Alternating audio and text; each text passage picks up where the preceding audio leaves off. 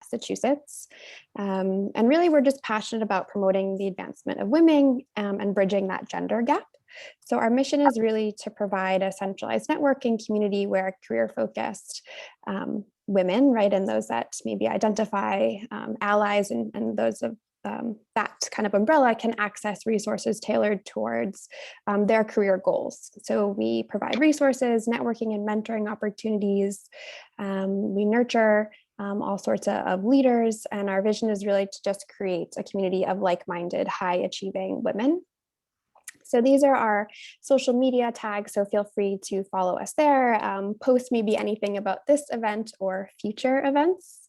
So that brings us to the event that we have today, right? So our diversity and STEM panel, and we actually collaborated on this event with the Umass Lowell Innovation Hub. So I'm going to stop sharing my screen, pass this over to Lisa Armstrong from the Umass Lowell Innovation Hub, and she will share a few words about that before we pop into the event. Great, thank you, Sam. Hi, everyone, welcome. My name is Lisa Armstrong, and I am the Associate Director at the Umass Lowell Innovation Hub. Also here on this call with me is my colleague, Stephanie Guyette, Associate Director at the Innovation Hub located in Haverhill. For those of you who don't know, the Umass Lowell Innovation Hub is a business incubator and co-working space. We serve early stage technology companies, entrepreneurs, startups, and small businesses with office space, co-working space, programs and events, as well as many resources to support entrepreneurs, including a direct link to Umass Lowell resources. Like everyone, we've had to take our program to virtual at this time, and while both spaces are open, we do have members that are coming in, continuing to utilize our space and working. We follow all safety protocols and offer a very safe working environment. We're glad that we're able to continue to operate and support our members during this difficult time. If anyone would like more information about the Innovation Hub, my colleague will put a link in the chat to our website, and you can check us out. So next, to introduce our panel, we're very happy to have him with us here today. First is JYOTI AGARWAL. JYOTI is the Managing Director of COPWAL, a nonprofit think tank whose mission is to help leaders design diverse and inclusive places where every person belongs. Dr. Grace CHEN. Grace is an assistant professor in plastics engineering at Umass Lowell. Her research interests are focused on plastic recycling, biomass conversion, polymer thermodynamics, material property analysis, microplastic pollutant prevention, and process design. And then with us is Dr. SIMONE Taylor. SIMONE is the publisher of ebooks at AIP Publishing, where she develops texts for the current needs of researchers, educators, and professionals in physics and the related sciences. And last but not least, our moderator for today's program is EVANA Ajitsi. EVANA is a Umass Lowell alumna, an artificial intelligence PhD candidate at Tufts University, and a civil servant at NASA Goddard Space Flight Center, where she leads research in artificial intelligence methods for spacecraft resilience. A lot of tongue twisters here. I'm also happy to say that she is a member at the Innovation Hub, and we're really happy to have her. EVANA, the floor is yours. Hi, everybody. Really excited to be a part of this event today. So we have a lot of questions for the panelists. So without further ado, I'm going to start the questions. So we're going to allow we're going to have panelist questions until 12:45, and then we're going to open up the floor for Q&A from all of you. So to kick us off, Simone, I wanted to ask you, what are your experiences working in your field as a minority and a woman professional? Hello, everyone. Thanks, EVANA, for inviting me to this. Thanks to Women Accelerators and the Innovation Hub. Thanks, everyone, for joining. So I work in an industry, scholarly publishing, that is female dominated. Anything in the stats, research shows that it's anything from about 60% to 76% female, depending on the study you look at. Yet in spite of that, the leadership is male dominated. Women tend to leave, the proportion of women tends to decrease with age and rank. And in my career as a publisher, partly because of my own background in material science, which is less female dominated than the rest of the sciences, I have tended to work in engineering and the physical sciences. So even in my career, I tend to be surrounded more among males. Yet I left a career in research and ended up in publishing, initially as an experiment, but I've stayed. So it's not all bad. I think one thing we have to learn early is to build relationships and support systems. Mentorship is really important. And I think that's one of the one of the goals of the Women Accelerators group. Building mentorship and alliances is important. It is also very important to always try and have an advocate and a sponsor. I think if there's anything I would tell my younger self when I started my career is to try to learn to build these relationships early.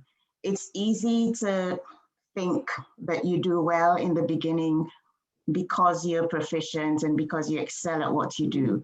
That is true, but it's only half the story. The other half is the people behind the scenes who speak up for you when you're not in the room to speak up for yourself. And the only way you get to that is by learning to build advocates and sponsors. Thank you. I definitely agree that as someone who's a little younger right now in their career, I definitely agree that that keeps you afloat, especially when you're trying new things. We might circle back to that at some point at the end, but Grace, I'd like to ask you specifically in your STEM field, what is the greatest challenge that you've encountered as a woman in this field? Thanks for that question. I would say that in my observation that I was thinking how to put this together then. So in my observation, I think women tends to speak less confidently. And I think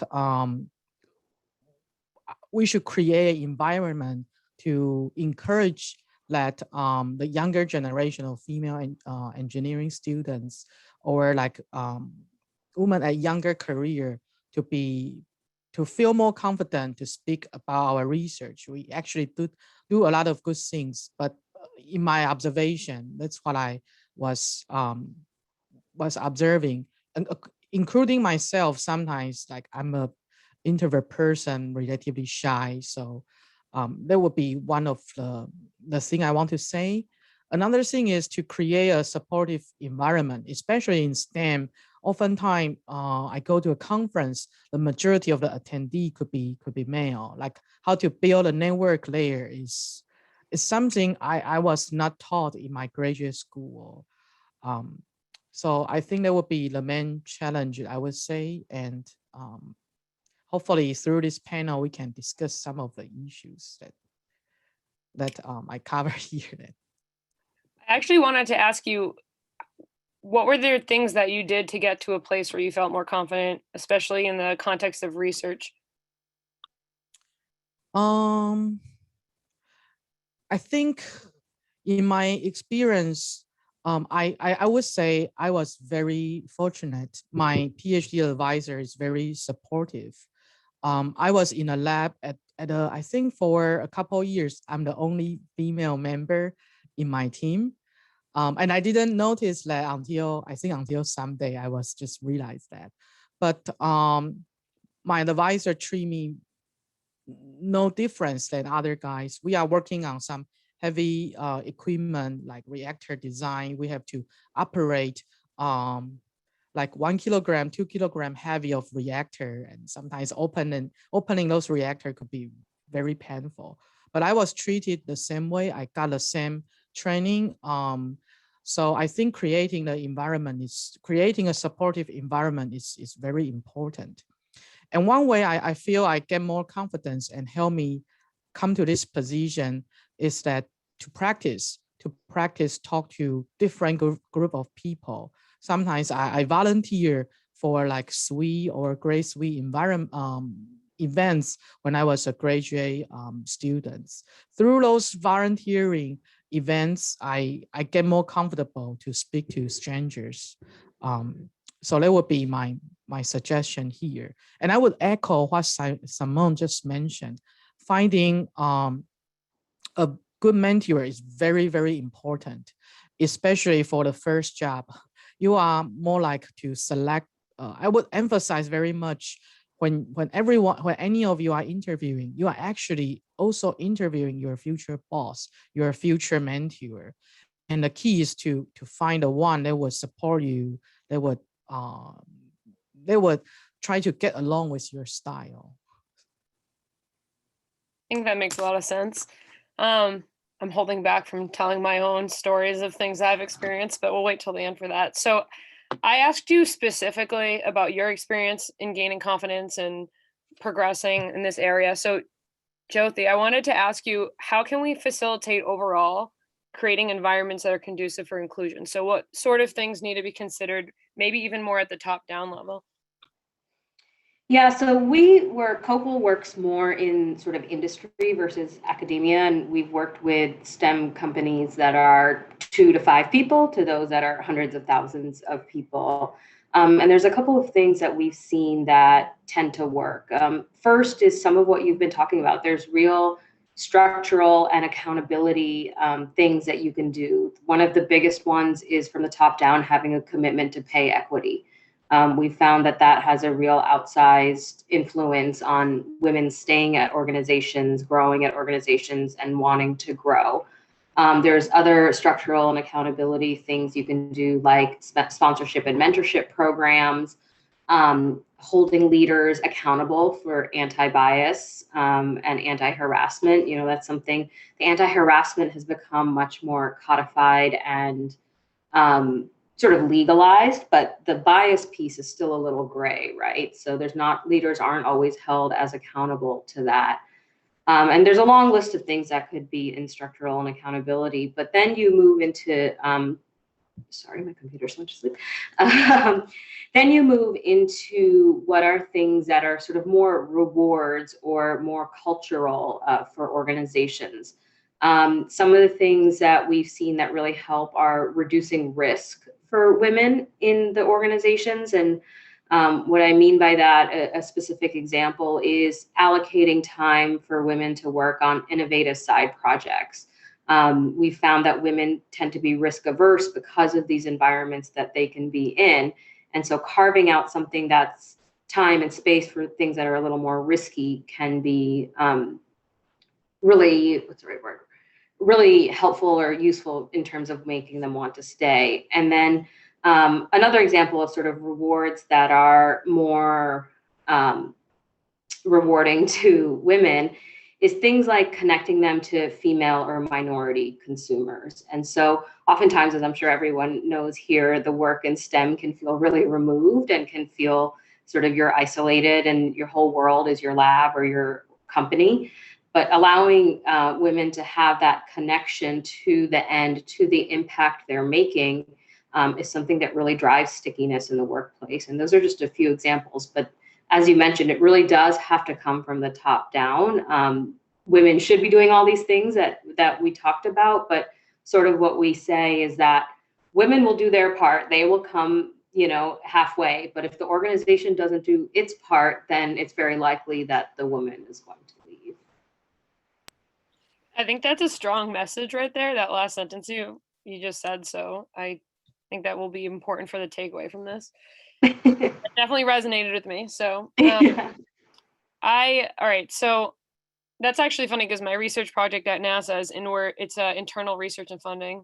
And it's been very instrumental in empowering my confidence in myself to lead work. So, all right, Simone, you know, I've been dying to ask you this question. I'm really excited to hear your answer for this. So, Simone, I wanted to ask you, how can you cultivate diversity while also examining individual potential? So I think this builds a lot on what JYOTI's been talking about, trying to make the workplace more accommodating. So diversity in itself isn't a goal. Diversity is an important goal, but diversity on its own really doesn't make a difference. I guess from my perspective, diversity would mean creating a workforce that's reflective of the diversity of the general population. But what do you do? First of all, how do you get to that? How do you make sure that you can attract a diverse pool to your environment, to your workplace. There are very many things. There's a lot of research showing that women are less likely to apply for certain jobs. If they look at a job description, they're less likely to apply for the job because they're likely to feel that they don't meet all the accomplishments. Whereas for males, it's totally different. They have a completely different response to that. So why don't we then as organizations frame our job descriptions in terms of competencies required rather than what you've achieved? That could be one way of addressing the underrepresentation of women. Underrepresentation of minorities can be a lot more tricky if you're in an environment where you insist. Also, take my industry, for instance, minorities and my industry is about 81% white.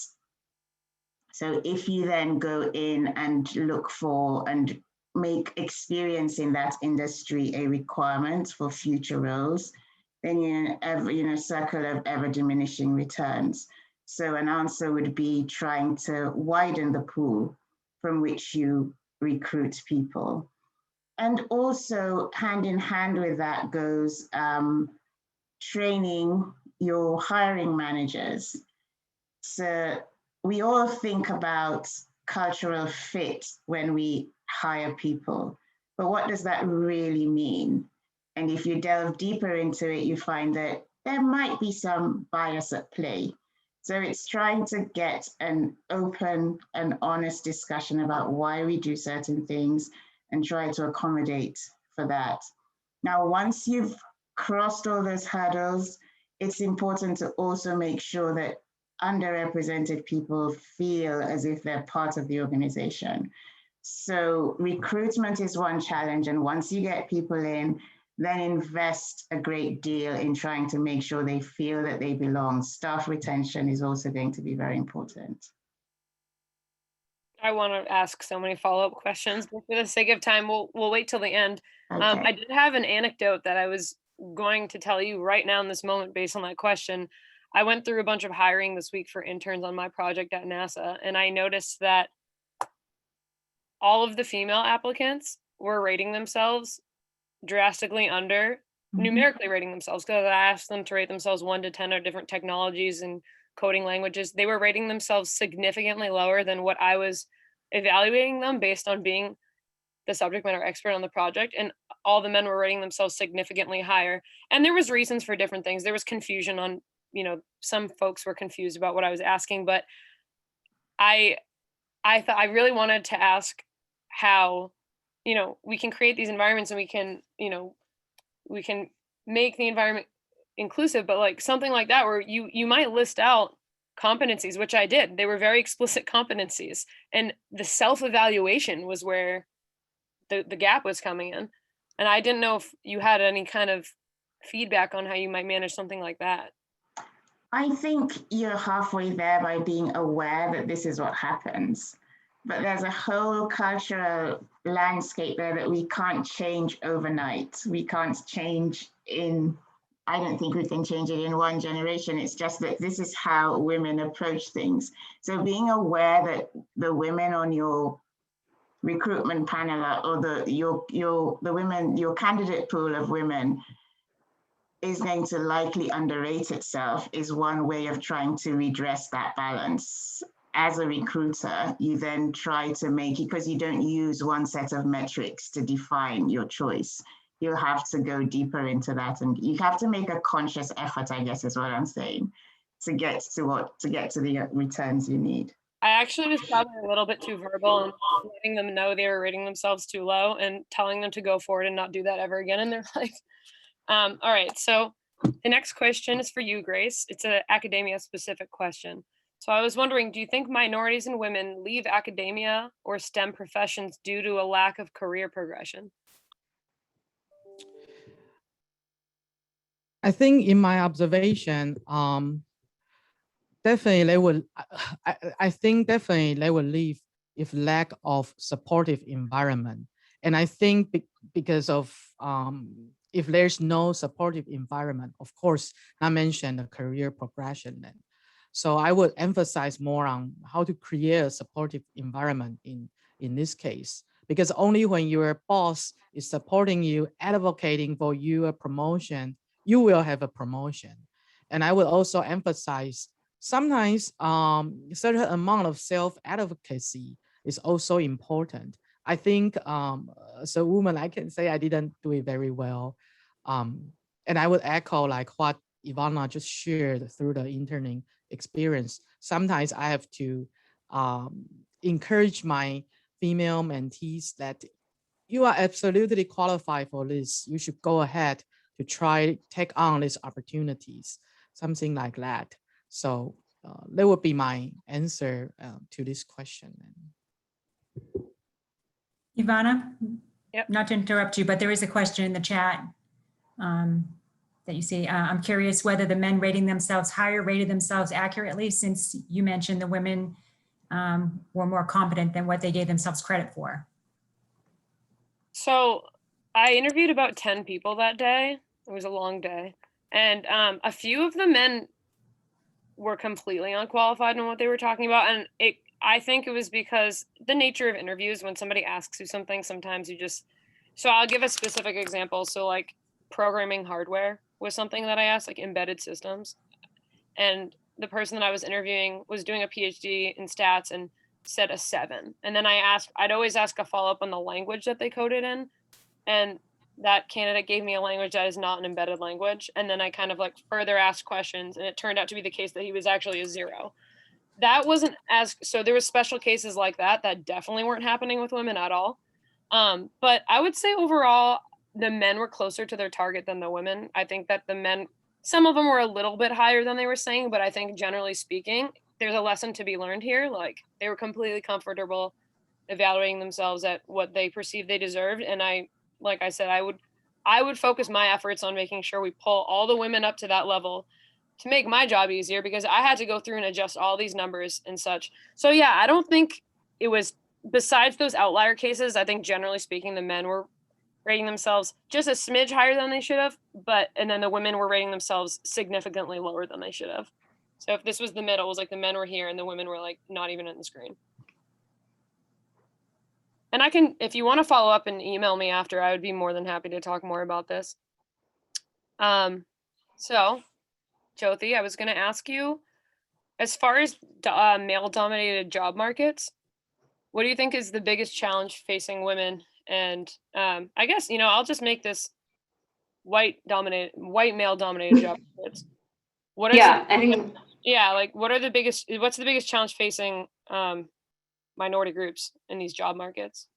Yeah, I mean, I think it's a lot of what Simone and Grace said and what you've been talking about in terms of it starts with recruiting, right? And what jobs even women or minority candidates apply for, people of color apply for, they may not be applying, right? And especially we found, a huge percent of organizations, their primary way of recruitment is through their network. Well, if you recruit through your network, you're going to see what you have already. And so that's a big issue that we see. And we often encourage folks to look for opportunities or avenues that are women specific, people of color specific, LGBTQ specific, et cetera, to diversify, sorry, that's my dog, to diversify the candidate pool. And then what we also do is similar to what you were saying, Ivana, is try to take some of that self-bias out of it. So we may say, instead of rating yourself, here's a take-home assignment for you to do. And that will tell me more about what you know versus you rating yourself. Because even if they don't rate themselves in their resume, they may not be as forthcoming on their successes and what is happening. And so there's a big part that's recruitment.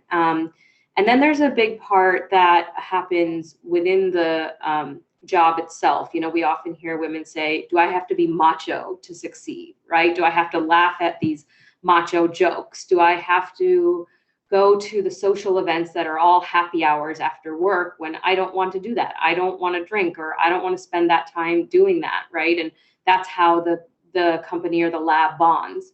And I think that's a big fear. And I think it's a founded fear, because there are connections and other benefits that happen in those places. And then the other thing I think is a big fear for women is they think that there will be bias or discrimination, which will let them not grow to be leadership material, which is, again, also not unfounded. You know, we see something like, as Simone said, there's a lot of studies out there, but, you know, in industry, women are about 40 to 50% of employees, and then only 30% of executives and 16% or 15% of CEOs, right? And the boards are 15 to 20% women. So there is a very clear drop off that's happened, and it hasn't gotten better. It's been like that since 2000, 2001. And when you add the intersectionality of race into it, you know, I think we see something like Black women and men together hold only 5% of executive jobs. And so if you look at just Black women, right, it's going to be probably a significant figure rounded down to 0. And so it's getting people in the door and then giving them the environment and the support to actually stay and move up. And there's a lot of pieces that go into that. But I think that, as I said before, it's not all on the women. It's not all on the people of color. It's on the whole environment and the leadership to set that up. That is interesting. One thing that jumped out at me, what you just said, is this weird pressure to be more macho, to fit into the culture, or be more whatever the culture is. It's kind of like, and I'm sure for all the women on the panel who are in high positions now, like, what anecdotes do you have on the way of things that you had to, you know, you can't be confident if you're like, and still maintain your identity of like who you are, you know, like that's not enough sometimes. Or that's the narrative that sometimes comes out. So, you know, like, yeah, it's true. And authenticity, being able to be authentic, is when we look at women that have succeeded in becoming executives and leaders in organizations, one of the things that they've said is, I could do it because I felt like in this organization I could be authentic to myself, right? And I think that's a really big challenge that women feel, because the way these fields and organizations have grown up, that's not the standard culture to be able to be yourself, whether you're a woman, whether you're a person of color. And so it's something that's really important to facilitate as well.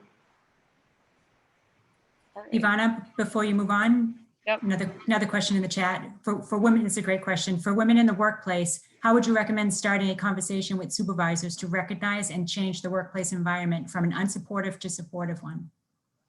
All right, well, we actually have a question that's really close to that. So let's just jump to that question. Actually, that's the next question. How convenient. Perfect.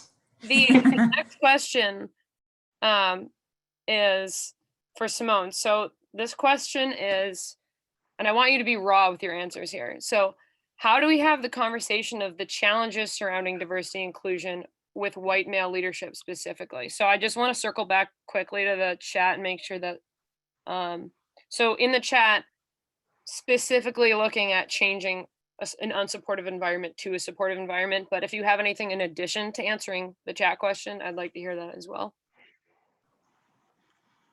Okay, so yeah, this is an interesting question and comes up all the time, given the way that the industry is structured. I would say we start with the data. JYOTI's mentioned there's a lot of research out there, and in the work that we did, we found out that even though our industry is pretty highly educated, scholarly publishing, so 96% of the people we surveyed have at least a bachelor's degree. And maybe about 3% or 2% only left university only left school, secondary school. They had no tertiary level education. Yet an interesting feature of the leadership, people who identified as senior or executive leaders in that survey, showed that we had an overrepresentation of people with secondary education only in the leadership compared with a sample as a whole. So in effect, it's easier if you're white and male with secondary level qualifications to get into leadership sooner than women with postgraduate qualifications. Now, that is a wonderful thing to happen. The downside is that it shows that we reserve that kind of training only for people who are more reflective of the leadership. So how do we, so starting with the data, this is something that we all know, and I'm sure it's not just repeated, it's not just in scholarly publishing, I'm sure the same thing happens across very many industries. But the only way you can start a conversation like that is to have the data that show that this is what's happening. And that's where you start, that's the way you start the conversation, by saying, well, this isn't impossible. Clearly there's a path here. Let's expand it so that other people can have a part of that too. I'm curious, is there a specific reason why you start with data? And I think I might know the answer. Specific, because it's, I guess I'm a scientist, we're all women in STEM here. So this is all about looking at the data and making informed decisions based on what's not anecdotal. Because it's easy to be accused of being emotional or being oversensitive, but when the data are your starting point, then it's the only way to go. That was what I was looking for in the answer. May I add to that? Yep. I was gonna say, I think it's often hard for an individual to go to, let's say, white male leadership and say, this is an issue, right? That's a big risk you're taking for your career. In the corporate workplace, we often see ERGs, employee resource groups, and using those effectively for women, for people of color, can really be powerful as advocacy. And I think in academia, you can have similar things like Grace was speaking about, SWE and other organizations. And so I think that that's a really important place to start and have a voice so it doesn't feel as individually risky. And then I would add to Simone's, what we found is you start with the data, but what we've seen sometimes is you go to the data and they say, okay, well, why is this happening? Why is this drop off happening? And to convince leadership, what works is often stories. And so we've worked with a huge pharma company and they were having drop-offs and nothing was changing even when they shared data up. But when we brought women in and the women said, this is my story. This is why I feel like I've been left out. This is an example of this macho culture. This is an example of how I'm left out of these conversations. That's what moved people. And so I think that you have to have the data as the starting point, but I think the combination of the data and the storytelling is what I've seen move the needle more than anything else. Well, because it's interesting because it's a somewhat it's an objective experience, but sometimes it's like challenging to relate without something like that. So like recently with like the Black Lives Matter movement, I actually have a lot of Black leadership at NASA, and it's the same thing. I kind of was risking an uncomfortable conversation. So my direct mentor is the head of engineering research. And I opened the question to him. I was like, I don't know. There's no amount of data that will help me understand what this is like. Right. Can I ask you? You're my mentor. Like, I don't want this to be weird. You support the monetary portfolio of my research, but, and he actually responded back and was like, I'm so thankful that you brought this up. At NASA, we tend to just hang our jacket on the door when we first come in and just nobody talks about it. And so I think that kind of goes back to just being brave enough to have the conversation. But JYOTI, you're right. These conversations, sometimes you'll get accused of, this is just a workplace, or like, for me, I'm 30 years old. So the other thing we face at NASA is like age discrimination stuff. Like people will say, well, I've been at NASA for 30 years or 40 years. Why would I try doing this new innovative research? And like, what do you know? So I'm in an innovation group. That's a big cultural challenge we face as well, is the age. So like Simone had mentioned earlier in her career and like what she would have done earlier. I mean, I'd be very interested in, on top of all the challenges we face, to add on more. But okay, so we have EVANA. Yep. Can I just interrupt you for 1 second? We do have another question. It's not in the chat. Okay. It's actually, in honesty, my sister. She's an engineer at Cisco. She can't type right now because she has had surgery recently on her hand. So I'm going to ask her to take herself on mute temporarily and ask her question. Okay. Awesome. Dory, Thank you, Lisa. It was actually a question for all of the panelists. I work for Cisco, like Lisa said, 2 times a year. We have inner city young women come into Cisco and we do a speed mentorship with them. And the common question I always ask them are, what are your favorite subjects? And what do you want to do when you graduate high school? They always answer they're best in math. And when I ask them, what do you want to pursue? They never say they want to pursue the sciences. And it's a very common thing. So I know that when Simone was speaking, she said that people have to have advocates and sponsors. Grace was saying that you have to have confidence and have a supportive environment. And Ivana, you were talking about, you know, how people rate themselves. And I see that these young women do rate themselves very low. They lack the confidence. But the one thing they always say is that it's too hard to do the sciences. They feel like they don't have a supportive system. So I believe that regardless of race, the women in general and race, if you throw that into it, they just don't know where to get started. So I believe it starts really young. So my question is, what advice would you give young girls that don't really have the confidence or the support system in such a young, you know, pre-high school age to get them started? I thank you very much for that question, because it's something that I think a great deal about too. I think it can't just be left to the girls. I think a support system would help, but I think all of us can try to see where we can make a contribution. Having role models or having people, most of this is because most of these girls maybe haven't seen that being a scientist is a possibility for them.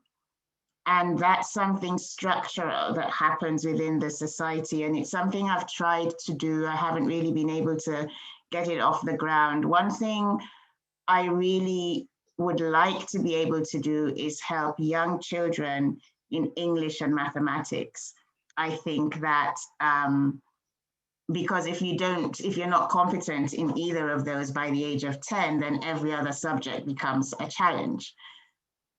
And taking a step beyond that, helping people see that there are other careers outside what they might only be familiar with is one way of getting them. It's that raising that awareness and making sure that people can respond in that way would be a way to start.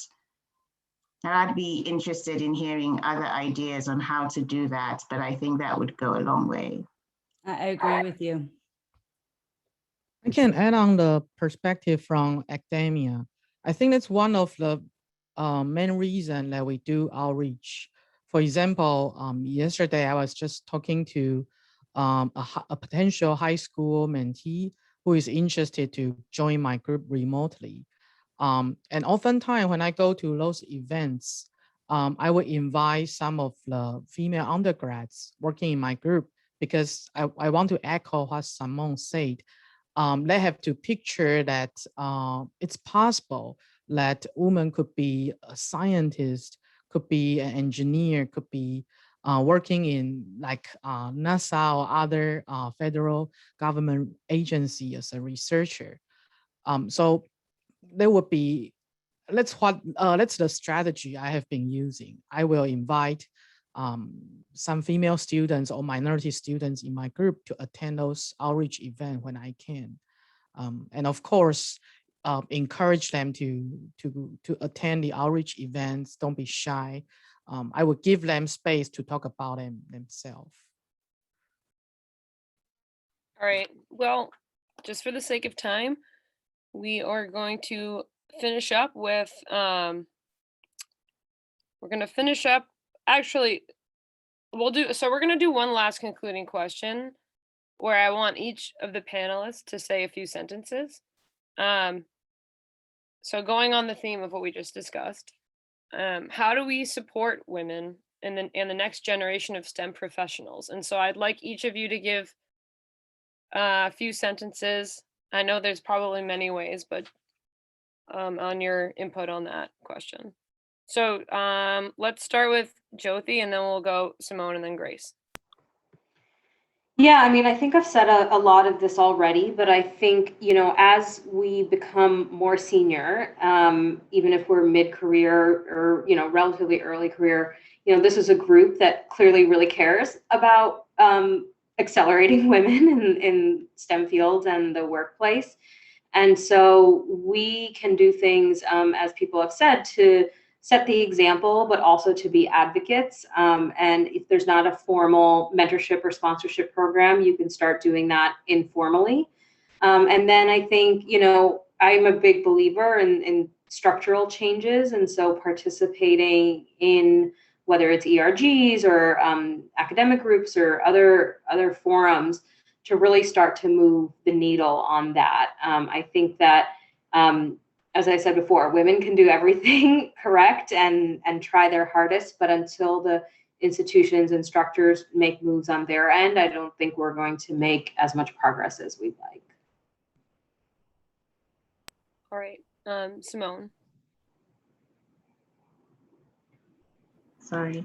Thanks, JYOTI. I think those are very excellent points. I think it's important to be the support that you long for. And I think as JYOTI's mentioned, we all here believe in making this happen.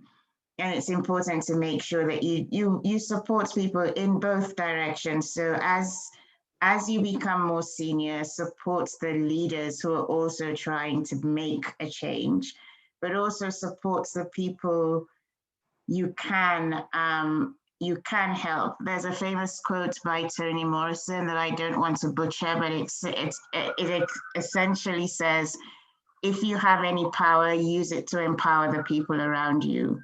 And that's something I think I would like to aspire to be able to live by.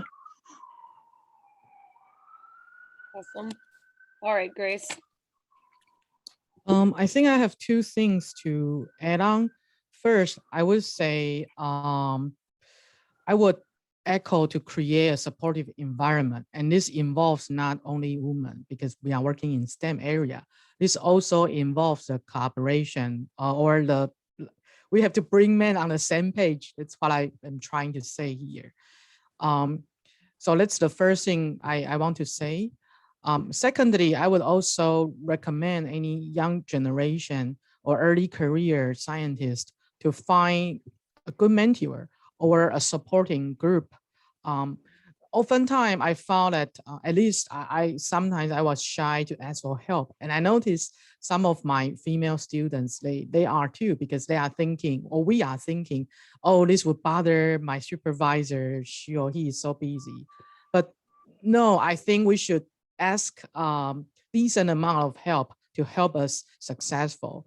I found that my male student, they usually come to me, they won't be like thinking this is, they won't underthinking. How do I, let me rephrase. They won't consider this like not professional or a bad thing to them. They'll just ask it out loud.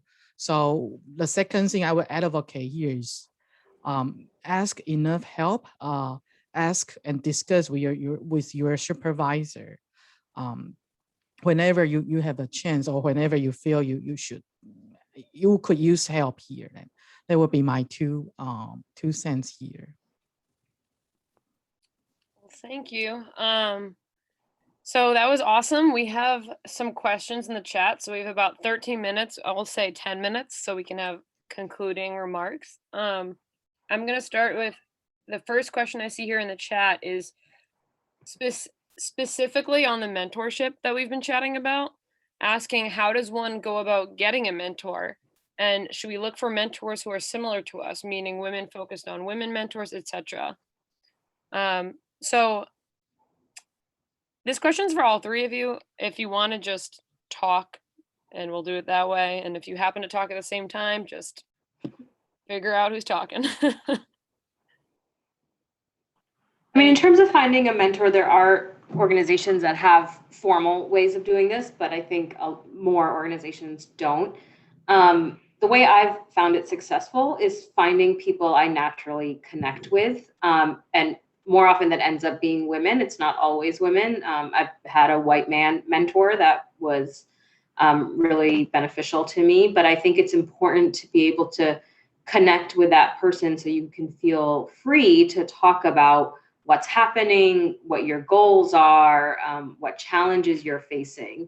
And so it's something that comes a little bit just with time and seeing who you connect with. And I found every single person that I've asked to say, will you be my mentor, has said yes, right? So there is part of what Grace was saying in terms of asking for help, taking that step. And when you can keep talking to someone, but when you say, will you be my mentor, there's a different commitment that happens in that relationship on both ends.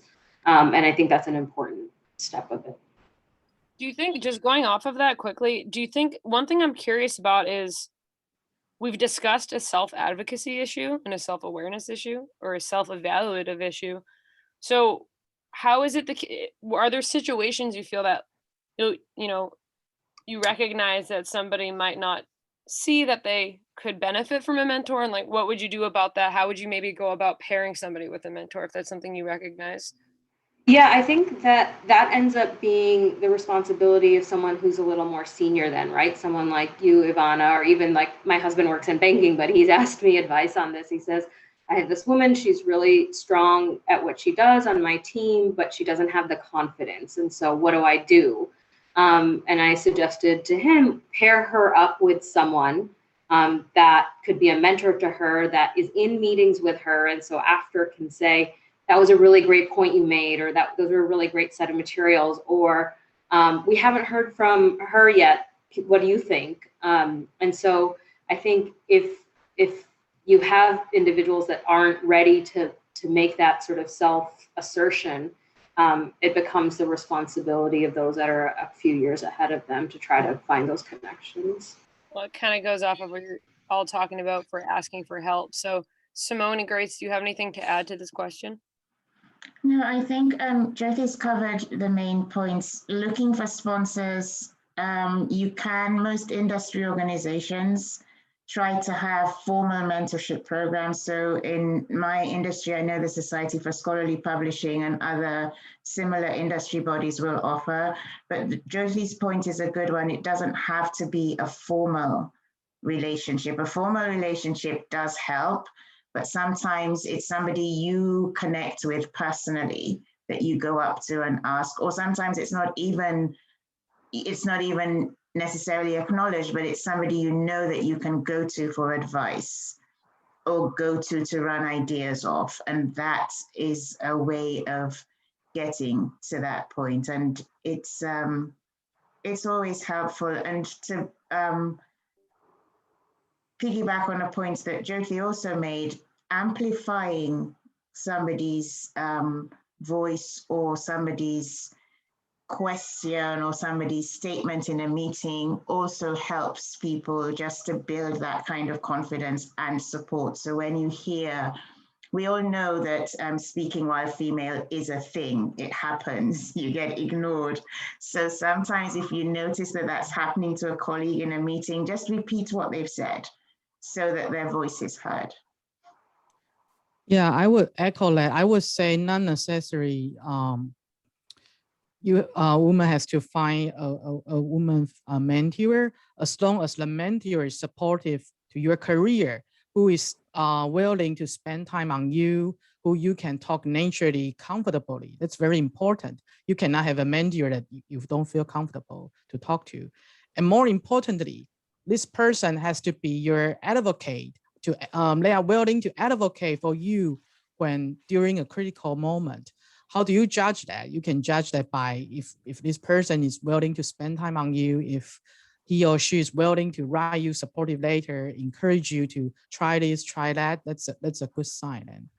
And so that would be my take for this comment. That's awesome. I think that's so important. I actually, when I was working at MITRE when I was 22, and I remember the first moment I had really strong advocacy that was kind of an outward advocacy moment, was when my boss, who I'm very close with now, I've continued to maintain that relationship, but he was a tough boss. And one of the other group leads, the boss had come down on me about something, and one of the group leads at the end of, or integrated throughout his presentation and at the end of his presentation to our boss with a giant group of us from our branch, he pretty much threw stabs at my boss. And I'm not saying that you should do that, but it was kind of one of those moments where as a young 22-year-old, I was like, okay, somebody is going to bat for me because they see that there's something like valuable about what I'm doing. And it was pretty influential. I'm still friends with both of them today. So we have another question. Are there any resources or groups that you suggest looking to either as models or examples to mirror or gain inspiration from to address these issues? It's a really hard one. I've been thinking about this since Susan put it in the chat.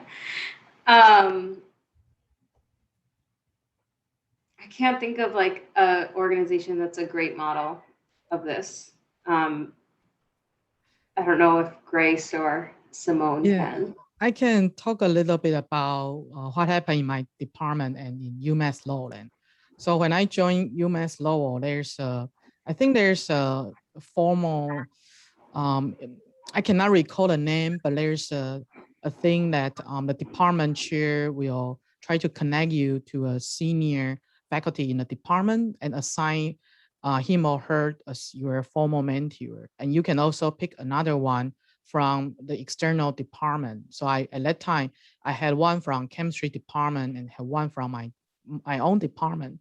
Other than that, I also attend different events, and just like what JYOTI and Simone shared earlier, I end up having another mentor in civil and environmental engineering department because we share a lot of research and teaching interest in common.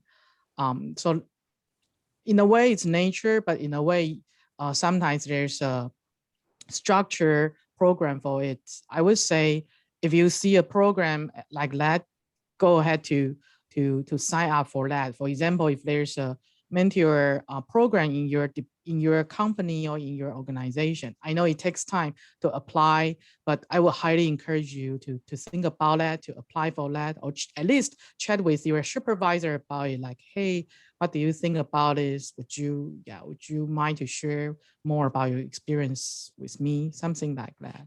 So that would be my suggestion regarding this. Mo, do you have anything to add? And that'll be our probably concluding comment before I conclude. But yeah, I think Grace has raised a very good point. It's very hard. There aren't that many structured programs, but where a university does something like that, it's good, or a corporate organization. I also spoke to a very senior executive once who said that she had started in her organization something called reverse mentoring, where she would go and talk to early career colleagues. And I think that's something too that we could think about so that it works both ways. And I think something like having that reverse mentorship builds confidence in the more junior colleague, but also keeps the senior colleague in touch with what's important and the challenges that other people are facing. So there are different models around, but I think exploring the various ones would be useful. we actually have something like that at NASA, started by my boss, Mike Johnson, who's awesome. He's the head of engineering research, and it's like an early career professionals group. And he's a very big advocate for that because we do have a big age gap at Goddard. And he's done, going back to what JYOTI said, he's allocated funds specifically for early career professionals to explore preliminary or low TRL, low technology readiness level research. And yeah, so he's my favorite person ever. So, but the last thing I wanted to just say was that we actually, what I was going to say was beating in my mind the entire time you were talking, but it's escaped me. So we only have 3 minutes, so I just wanted to conclude very quickly. I want to thank the panelists for an amazing hour of your time. So excited about this. I hope everybody enjoyed the panel.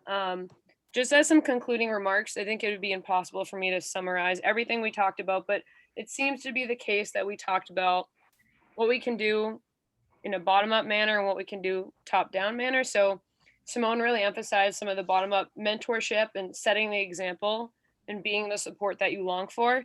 And I want to encourage folks who are not in minority groups to really take this seriously as well, because I think it can be really inspirational to have someone as an ally in that way, to really swoop in and be a mentor, or to be mentored by somebody who's in a minority group. So there's that. And then from the top down, JYOTI gave us a lot of insight on structural changes and ERGs, and talking about holding leadership accountable for bias and some of the things that we talked about, even mentorship.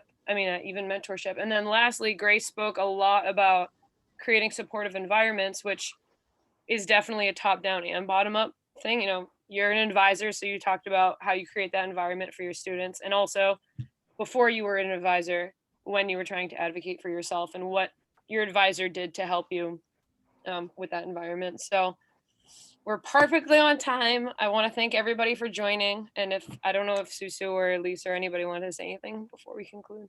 Actually, Sam has one more slide she wanted to okay. share with some upcoming events, and then I will wrap. Okay. Sam? Yes, I'll make it super quick. So I don't think I introduced myself. So my name is Sam and I'm the events coordinator, part of Women Accelerators. So I'm just going to share my screen one more time just to let you know of some upcoming events that we're putting on. So towards the end of this month, we're having a virtual game night. So a little bit more lighthearted than the conversation we're having here, but just as important to mental health and networking, right? You never know who you're going to meet or what friend you can make playing a competitive, non-competitive game together. And then looking into next month, we actually have an event, which is kind of hand holding with this event. So it's on public speaking and confidence building. So tying that into the ability to maybe advocate for yourself, but also just having the confidence, right, to talk to people in your organization or speak up when you see something that doesn't quite sit right with you, to advocate for that change. Lastly, I did pop a survey link into the chat. I'll pop it in again. If you could just fill that out. It takes less than 2 minutes. It'll just help us inform future events that we would look to put on. Other than that, I want to thank Lisa and the Umass Lowell Innovation Hub, as well as the panelists and speakers, as well as all of you, right, for taking the time to listen and be here and just learn. So thank you. Great. Thank you, Sam. And I will echo EVANA, and in speaking on behalf of Women Accelerators and the Innovation Hub, I want to thank you, JYOTI, Simone, and Grace, for being with us today and taking the time, because we really appreciate it, and sharing your insight. So much to talk about here. The hour flew. I don't know about you guys, but it flew by. And thank you for everybody attending today. You will get an email from us in the coming days with the recording to the program. And we hope to be in touch. Thanks again, and everybody have a wonderful afternoon. Thank you for having us. Yeah, thank you very much. Thank you. Thanks for having us. Thanks, everyone. Thanks. Bye-bye. Bye. Thank you.